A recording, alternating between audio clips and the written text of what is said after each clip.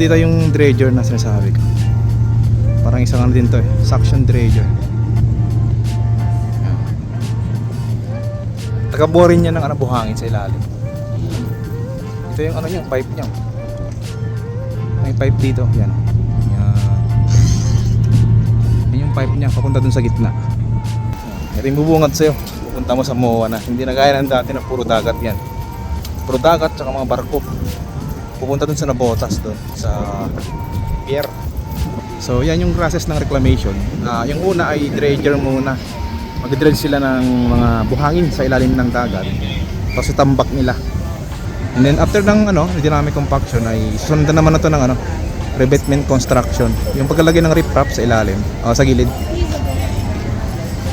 Yan, paglalagay ng riprap, mga bato sa gilid ng ito na reclaim na area. Yan, para hindi siya mag-erode o mag-landslide yung lupa.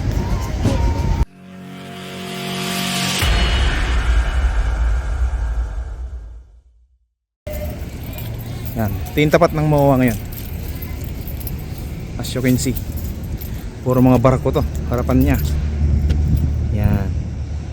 Ito yung suction dredger dito. Ito yung seaside ng MOA. Yan. Right, so punta natin doon. Tingnan natin doon banda sa may unahan. Yun doon. Punta tayo doon. Check natin kung ano yung ginagawa nila doon. Meron doon isang suction dredger.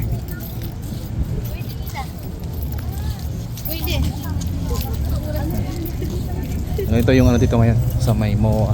May mga dito. Parang stage yata to para sa meron siyang parang volleyball beach to o beach volleyball. Yan. May mga buhangin sa gitna. Lakad tayo dito sa gilid. Dito tayo sa may medyo malilim. So bali itong reclamation sa harapan ng MOA ay may lawak to na 360 hectares. Yan. Tinatawag din itong SM Smart City. Yung may yate dito. Muna tayo dyan. Tapos dito may mga silungan din dito pag umaaraw. Oh, ganda pala dito. Parang hindi tayo malobat.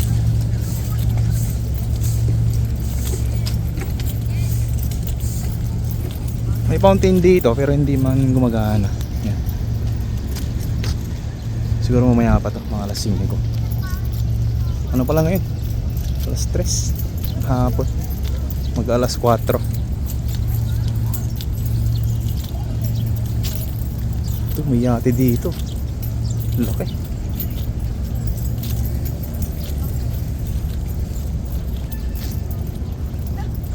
Tingnan natin dito.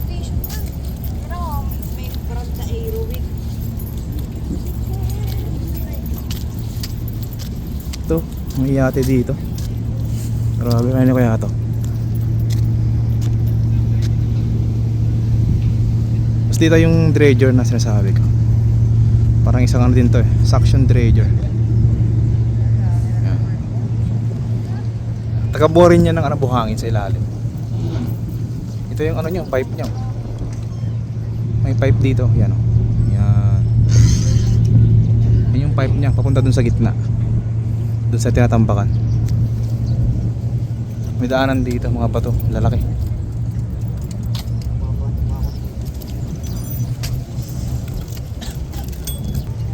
Tapos dito maluwag na rin dito.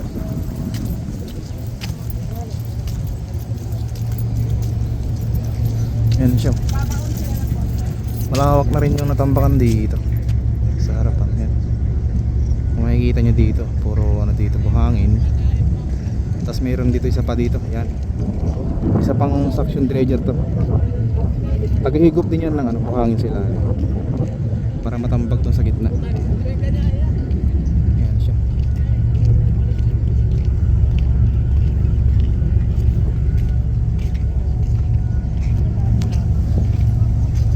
Ito yung isa. Malaki. Meron siyang clamp.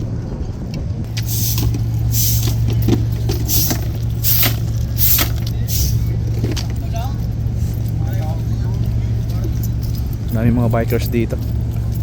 Mga tambay.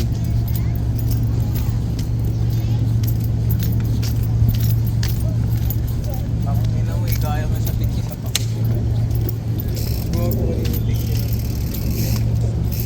Gago, di ko nga abot. Meron din pala dun, sa may tapat ng Okada. Grabe. Malawak na. Ang bakal yung bike. Nakita mo ba yung mark? Ito yung gilid ng yan, yung mga bato, lalaki. Bawal kasi dito ang palipad ng drone na. Restricted na siya.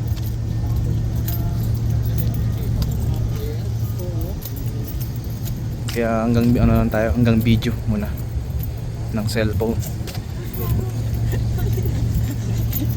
Kaya niya pinunit. Doon meron din sa may gitna.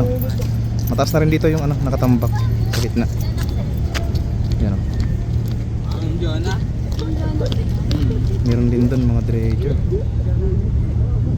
Mga excavator nandun meron. Lapitan nga natin doon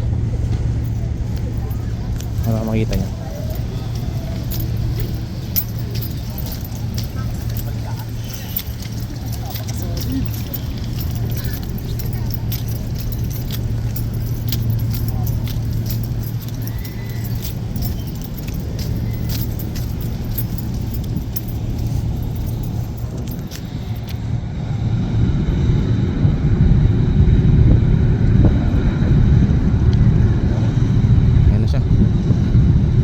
Buhangin.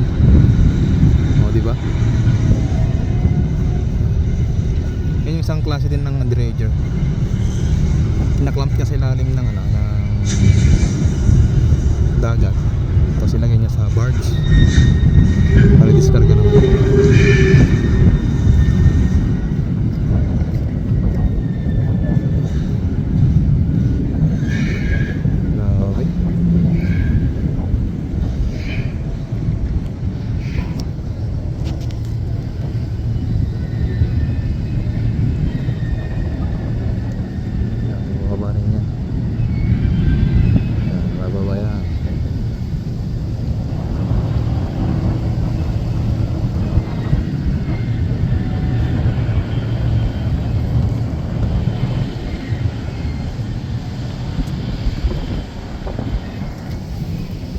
Punta natin dito banda sa may malapit sa Ferris wheel. May mga din dyan, reclamation. Kumpul-kumpul din mga barko dyan, mga dredger.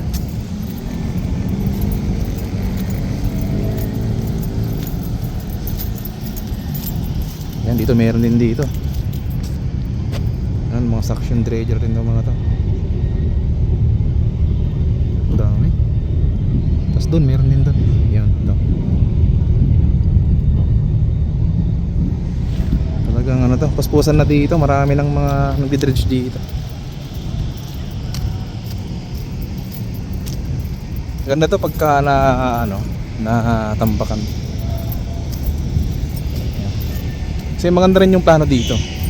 Karoon siya ng dito, mga extended doon ng mall, nabasa ko sa internet. Itong Mall of Asia ay ma-extend at lalawak pa hanggang dito. Tapos magkaroon din ng mga buildings dito para mga hotel, ganyan, mga playground, recreation area. Yan, marami dito. Tapos meron din mga dyan, seaport sa gitna. Daanan ng mga barko.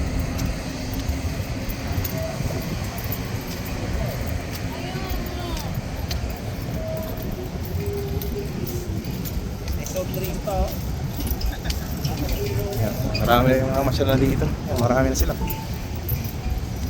Ito yung bubungad sa'yo. Pupunta mo sa MOA na. Hindi na gaya ng dati na puro dagat yan. Puro dagat tsaka mga barko. Pupunta dun sa Nabotas dun sa pier. Ngayon makikita mo dito mga tampak ng mga buhangin. Kasi nga i-extend to. Gagawalit ng mga building dyan, mga malls.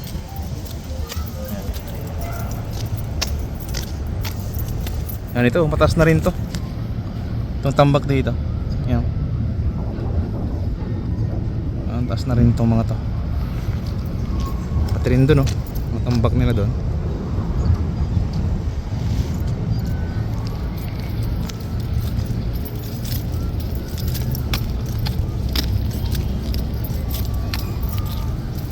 Yan, puspusan na rin doon, oh.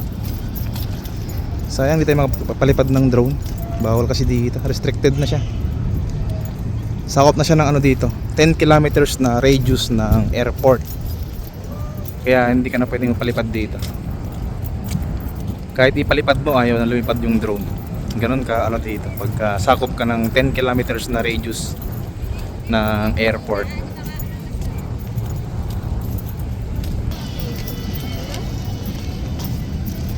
Ito, taas na nito. Malapit na dito sa ano ito, malapit na sa gilid ng MOA. Ito, makikita nyo, taas na. Siguro maglalagay na rin dito. Yan, tambakan na rin dyan banda sa malapit dito sa may gilid ng MOA. Yan, sobrang lapit na. Mapapansin nyo. Hello guys, hello vlog. Welcome to my guys.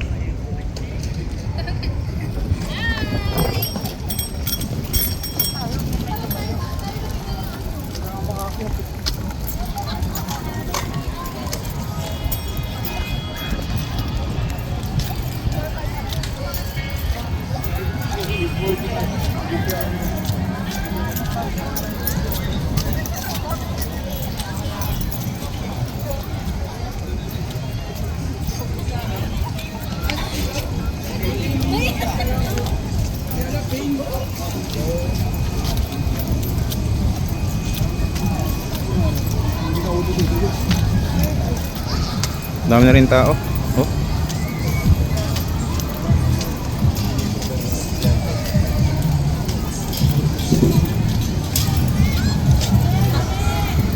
Dami na, dumadami na.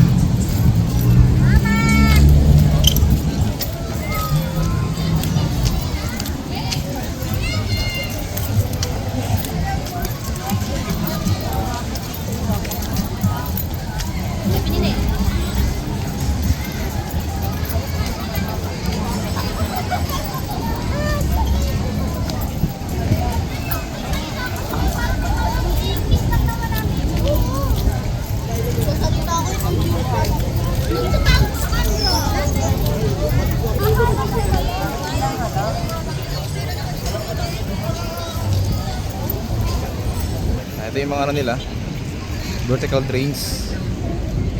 Tapos yung iba dyan, ano na, dynamic compaction. Yan, magkaroon din yan ng ano, dynamic compaction, yung pagdikdik ng lupa sa ilalim para makompress.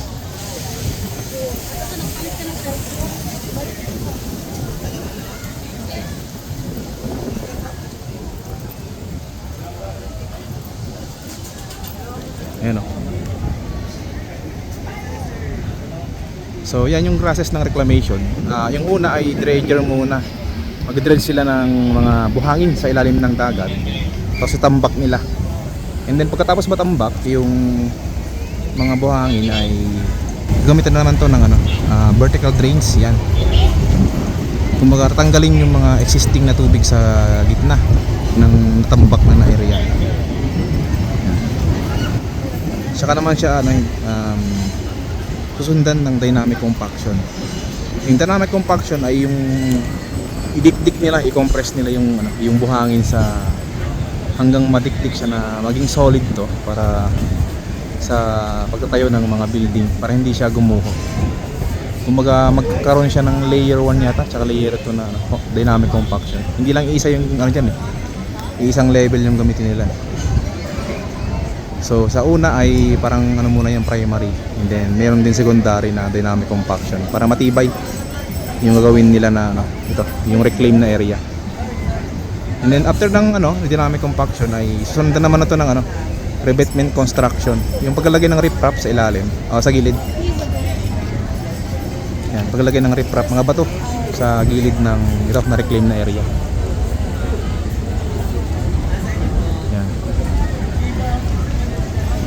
Para maging solid siya. Pakita ko sa inyo yung ano, yung sample ng paglalagay ng revetment construction. Ganyan siya. Lagyan mo na ng mga bato sa mga gilid. Doon na yun sa mga unahan, sa may gilid. Kasi dito, ididikit to eh. Itong MOA kasi. Ididikit tong reclaim dito na ano, mga lupa. So doon sa unahan pa, maglalagay doon ng revetment construction. Mga riprap. Para hindi siya mag-erode o mag-landslide yung lupa. Yan, ganyan siya. Yung process ng reclamation. Ako ano lang ako. Pa tayo doon. Tingnan natin doon sa may unahan pa. Pero parang parehas lang. I like how my skin is dry as hell. You know? Yan, meron dito fountain. Yan o. Pero may ilaw din yan pagka mga gabi na. Ganda dito sa MOA. Dami ng mga tao dito. Hapon na eh. Mga alas 5 na yata. O alas 4:30. Parang gano'n. Yan, lapit na yun. Yung mga ginagawa nila dyan. Mga revetment construction. Wala pang nakita ano dito. Nag-dynamic compaction.